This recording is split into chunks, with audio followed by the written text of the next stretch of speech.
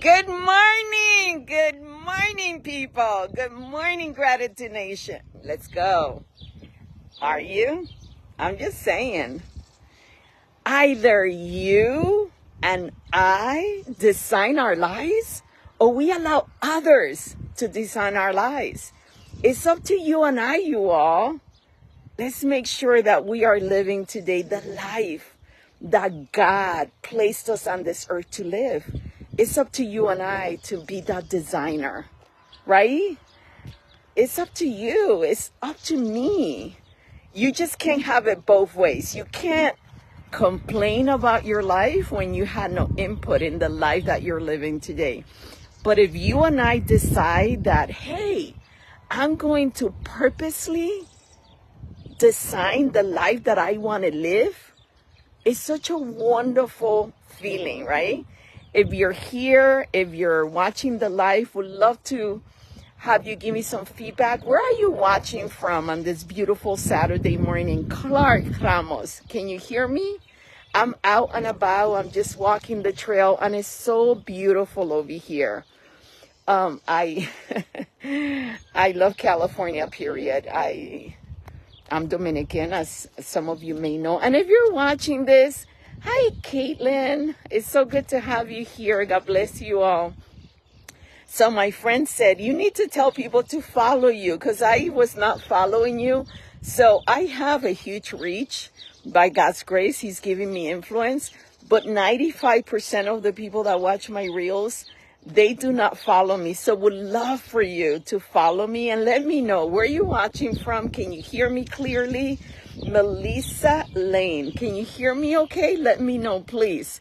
And are you having a good Saturday morning? Are you chilling? Are you working on your side hustle? Are you decompressing from the week? Like, what does Saturday look like for you? For me, I've been traveling like you can't even believe. So last night, I just slept. I mean, before 8 p.m., I was in bed. Well, I guess technically, since I was coming from the East Coast, it was 10 p.m. So, but anyway, I slept. I woke up at 4 something in the morning, and I slept some really, really needed sleep, right? Because I was in Dominican Republic. Hi, Simon. Thank you for watching. I appreciate you. My friend said you got to tell people to click follow, because it's so important that you have people follow you. People are just watching you and they're not following you, and that helps actually bring up the content. So I did not start growing this community until November of last year. That's when I really decided, you know what, I'm going to be intentional about growing this community and bringing value and sharing what has helped me, right, to be able to live the life that God will have me live. And I decided that I was going to start sharing what worked for me, because I wish that I had me back then when I started, right?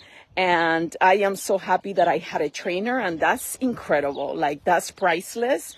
I love, love, love my trainer, Indrel. She's delicious. And without her, I would have never built the things that I built. And I am just grateful for her. But I decided intentionally to build this community and be able to bring value, hopefully, and motivation to others. And just continue to do that, right? But enable for Facebook to actually show it to all the right people and show it to more people. People need to follow. So my friend who is in that space, and she's an influencer, she said, you need to let people know, because she's looking at my stats, and I literally have millions of people on a monthly basis that are watching our content. And but they're 95% of them are not following. And she said, you know, you need to tell people, because God will have you reach a lot more people. And in able to do that, you need to let people know to follow you, to like, to comment. So this is me doing what I'm being taught, so that more people can know, hopefully, about Jesus and about fitness and about being able. Hi, Hanel. Thank you so much for watching. I appreciate you. Good morning. Hi. And, but anyway, just wanted to, I had a conversation with my husband earlier today about designing our lives, right? So I don't know where you are at, right? But for me, being able to design my life and to be able to be living the life that today I get to live. And it's such a blessing. I was in the Dominican Republic. I'm part of 3 different masterminds right now. And I was in the Dominican Republic with Spectacular Star, with their community. And we were at a retreat and I got to meet amazing people. I was in my country, which is such an honor and a privilege to have had it there and be able to show off the beauty of what the island people are like. We are warm, we are loud. So I'm in California, right? And it was our granddaughter's birthday yesterday. So our son says that Junior says that he told Ella, someone is coming special to your birthday party and she is loud. She's very loud. And she loves you, but she is bold and loud and this and that. Who's coming, Ella? And Ella, who is turning 4 yesterday, she says, my grandma is coming. So it's really nice to be known as a loud grandma, right? Because we need to be, right? Because if not, we are unforgettable, right? But so I'm intentional. When it comes down to my grandkids, I make this big deal. I say to them all the things that I believe that they need. I want to be able to be the loudest voice inside of their mind, of their head. I want to make sure that as they are living life, and the cucarachas, as my late sister used to say, they start bombarding their mind with the thoughts, with the mean girl. As all that is happening, I want them to remember their grandma and the words their grandma used to say. I tell them, I whisper in their ears and I say, David, you're awesome. David, grandma thinks that you are so amazing and so strong and so courageous. And not only grandma thinks that, but God's word says that. And, and I whisper and I tell him that he is a king in 2 because his name is David Josiah. And then I tell him the story of David and I tell him the story of Josiah. And I want them to be loud, right? Well, that's by design.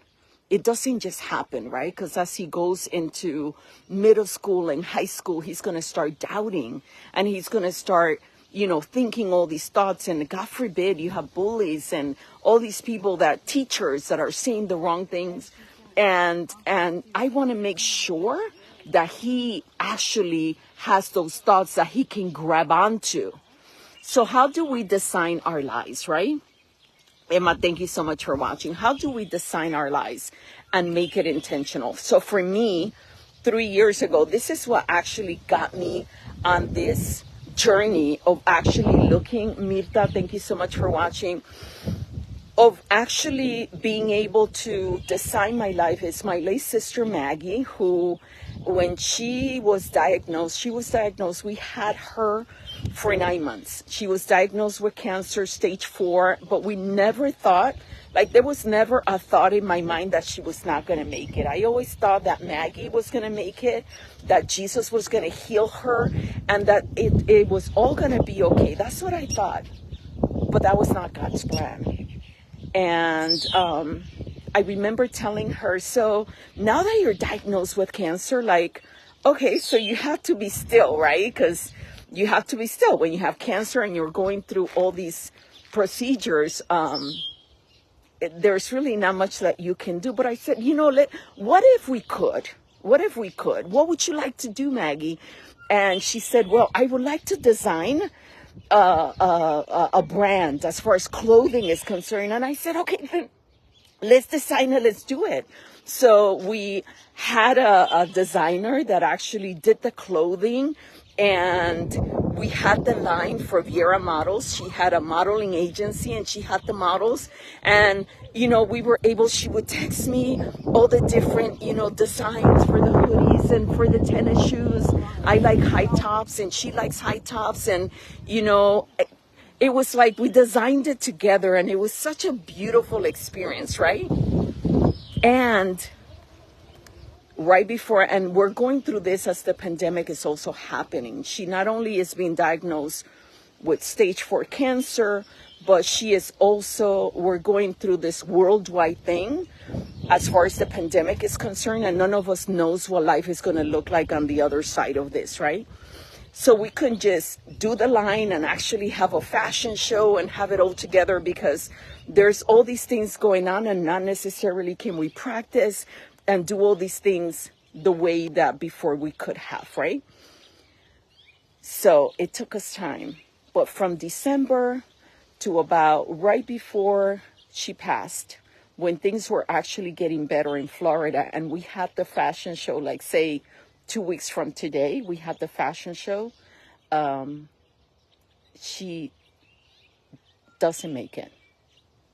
And as I know that she is not about to make it, I have a conversation with her husband, because we wanted to honor him. We wanted to honor Carlos, and we wanted to make sure that the funeral looked like what he imagined, because that was her other half. And we are bold, and there's a lot of us, and there's a lot of captains, very little chiefs in our family, and we wanted to honor him. So I said to him, I said, hey, one of the hardest things that I had to do was the Lord showed me that, hey, this is happening and you need to be ready for your family. So I remember going behind her home, there was a lake, and behind her home, good morning. Good morning. How are you guys? Good. So behind her home, there was a lake. And in that lake, the Lord showed me what was about to happen. And I actually, from that lake, I called and I arranged, just the pricing and all the different things for her funeral. And the Lord said, just do this, just get it together. I got all the information. And then I talked to my brother-in-law and I talked to my sisters. And this is what we did. And I said to him, I said, hey, Carlos, what would you think if we actually had the fashion show? Oh, if we had the fashion show at her funeral. This is what I asked my brother-in-law. What would you think about that? And he said, oh, I think it's a great idea, Glenis. I think that would honor her. That would bring closure to the models. My sister actually had made decisions to design her own life. Her only son was killed. It was a horrible death that he had. It was in Miami Beach during spring break on the 16th of March, which I asked the Lord, why? And he showed me later on about John 3:16. For God so loved the world that he gave. Like, why, right? Not that I would want one of my children to be gone, but why would she go through so much, have this one child? And then my nephew was actually stabbed to death in front of 86 people witnesses. And he was such a kind soul. He actually kept on saying my nephew was 6-something, very tall, strong. And the man that actually killed him was about 5'3". He could have had him for breakfast, but he chose not to be violent. And that's one of the things that I treasure in my heart, that my nephew chose not to kill, but actually laid down his life. And his last words to the young man that killed him is, why are you doing this? You're killing me.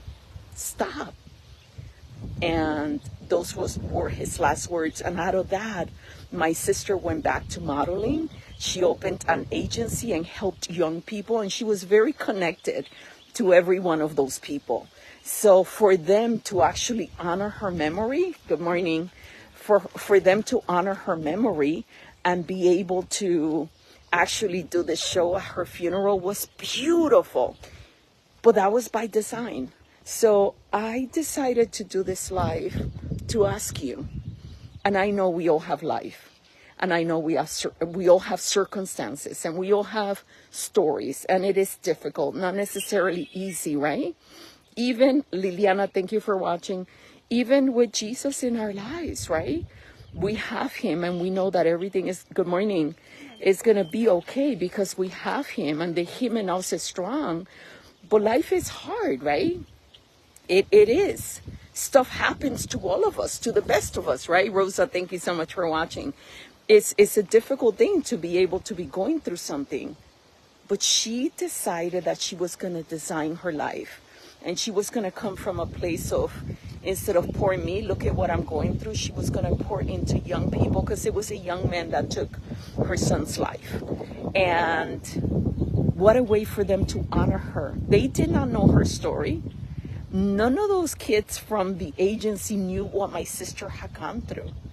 She just decided to come and bring value to them. So what are you going through today that can actually be the thing that God is having you do and preparing you to do? I know for myself, by God's grace, I've been sober 31 years. And that journey of becoming an addict at the age of 13 and being an addict for 14 years, that journey of abuse, that journey of discrimination, that journey of hurts, habits, and hang-up, that journey prepared me to be able to lead the recovery ministry and be able to help a lot of other people that were in my journey. So what is your journey that actually God can use for his honor, for your glory, and design your life?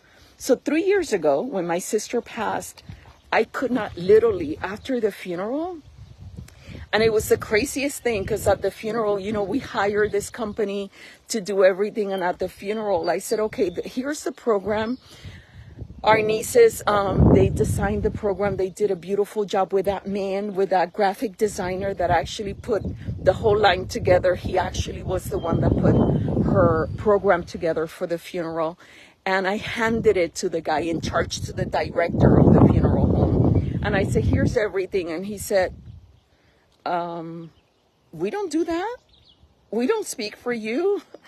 You guys need to do that. And it was like right before everything is supposed to start. And I said, well, my sister used to say, right, because she was in the show business, right? So I just said the show must go on, I guess. And I was able to speak and actually MC her funeral, which I don't even know how the Lord allowed me to do that. But again, by design, because she taught me, you just suck it up and you just show up, and the show must go on, right? And that was by design, that she taught me those lessons, and that's what I remember. But after the funeral, I was so broken. I couldn't even breathe. I didn't know what was going to happen with me, what the next was going to be for me. And I decided to come back to California after being gone for 17 years. I decided to come back to California, and I teamed up. I've been a public adjuster and in the claims business for 35 years, but I was in Florida. So I came back to California because I could not run my own company. It was just too much for me to do it on my own. And I came back to California, and I teamed up with a friend of mine, with a guy that was actually my replacement when I had our oldest daughter, Vanessa, who's 33. And I became partners of California Disaster Advocate. But I was able to just show up by design. I was able to just show up, do what I love to do, which is advocating for people and talking to people as the wildfires were happening, right? It was the LNU and the CCU were happening, and I was able to just show up and pour into these people that were hurting, that were confused, that didn't know what was happening. I just got a text. Thank you, Jesus. Our son may wait. He's competing tomorrow. That's one of the things that we have going on tomorrow. Our son is a power lifter, and I just got a text. We were praying for my son to make weight, and he just made weight. Thank you, Jesus. 1.5 pounds he could not lose, and it was really difficult. She said, don't text Junior. Don't text him. He's really struggling right now. He can't make weight, so he made weight. And that is by design. Everything that we do is by design. I hope it's not, you're just not living for somebody else. From Brazil. Oh, Marcelo, thank you. Adri, thank you for watching. Where are you guys watching from? And can you hear me okay? I know that I'm coming in and out. But is it better now? I hope so. I hope the internet you're getting something out of it. But I came to California, and I was able to connect and bring value to those in need. So hi, good morning. When we make our lives by design, is we actually choose into, oh no, you're fine. Uh, the dog decided that he was going to make his mark right there. As I was standing there, he decided, I don't know if you can see it, but he decided to pee right next to me by design. He's like, this is my spot, lady. And but anyway, that's what I decided to do. I decided that, hey, I was going to show up for those that were hurting like I was hurting at that moment. And it brought an opportunity to me where I am actually able to work online. I connect with my ideal client online. I do claims online. I talk to people. We have a team of 22 people in our office, and they deliver, my partners who are really good at adjusting and making calls and are very organized. They deliver. I show up and I talk to people on the phone and I connect with them and I hear their stories and I cry with them.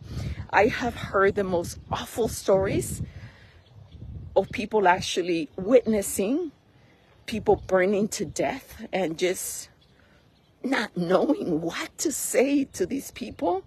But just the very fact that they could actually connect with me at that level, that's by design. Because at that moment I was hurting. At that moment I did not know what to do. And I can have empathy for that one that's hurting. So what is it that you're fighting, that you're going, God, why is this happening? Why is that happening to me? That God can use it. The Bible talks about how God can use all things for his honor, for his glory. What is that thing that you're fighting that God, by design, allowed to happen in your life? What is that one thing that you're saying, no, God, you're making a mistake, right? As I went through my divorce, it was like, God, are you kidding me? But then I was able to help those that were hurting, those, women whose husbands were being unfaithful, and men who had women cheating on them. I was able to actually say, you know what? And at the other side of this, there is life and you're going to be okay. And today I just want you to know, nothing to knock my ex-husband or anything like that. We're friends. I'm forgiving him. We have a great relationship. We have 4 beautiful children, and he actually gave me the greatest gift that I could ever have. By design, I forgave him. By design, I chose the higher thing. By design, I want you to set up your life, right? I left my water right here so I could know where exactly, because there's so many trails in so many different places. I didn't want to get lost. You can just go anywhere. I love these communities where the kids live because it's so zen. It's like my happy place.